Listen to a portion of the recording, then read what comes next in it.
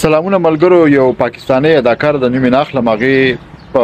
ټي وي کې دا وینا کړې ده چې د ډیپریشن سره داسې بیماری نه د دین د لريوالي وجه ده. نو که یو عام کس دا خبره وکي چې هغه تعلیم یافته نه یا دغه سفین فالوور نه یا دومره فرق نه کوي، خو کله چې یو داسې بنده دا کار وکي نو دا غي سره په معاشره کې ډیر غټ چې کوم د بګاړ پیدا کېږي، چې ځکه دا غي جواب ورکول ډیر زیات ضروری شي. سموده مخکې ماته هم چې داسې خبره کړې و او هغه د قرآن شریف یو آیات کوټ کوو چې د خدای پاک په دوستانو باندې غم او یره نه. نو غم یو بل شی دی او کم ډیپریشن چې کم دی دا دماغي او بل بیماری ده او دغه په دې باندې ډیر زیات ریسرچ هم شوی دی.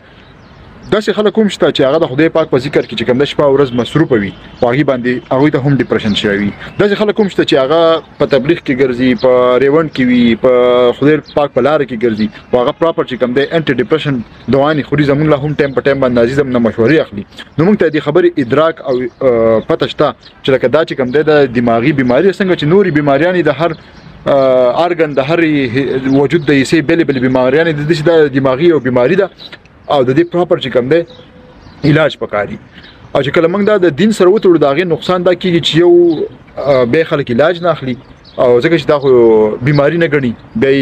چې کوم دی د دین نه د لريوالي هغه چې کوم دی وجه غني. کم خلک چې دین ته نږدې یا خپل په دین باندې عمل کوي هغه ته یو سنس اف سټیسفیکشن یو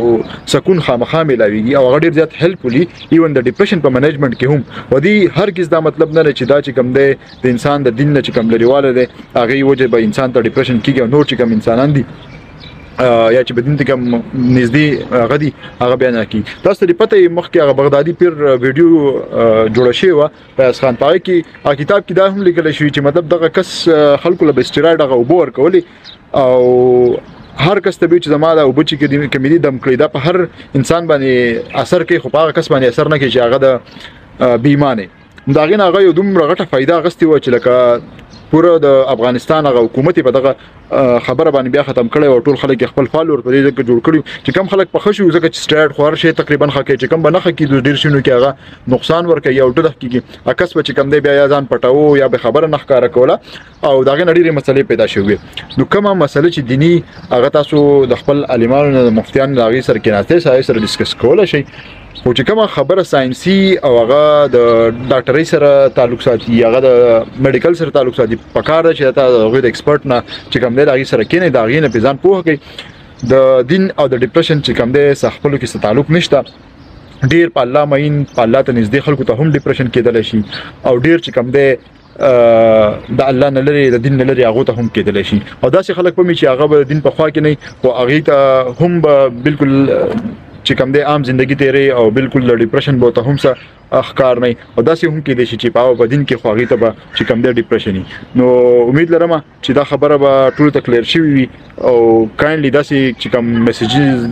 شیر کیږي هغه مشر کوي کوم چې حقیقت ته هغه د دینه بالکل مختلف ته او ساينسي چې کوم تحقیقونه شوي دي هغه کې په ډیپریشن کې ډېر شګونه هیلپ ورکوي. ستا ایکسرسایز شو، ستا ډایټ شو، ستا رهن سهن شو، ستا فاینانشل کنډیشن شو، ستا په خپل دین کې چې کوم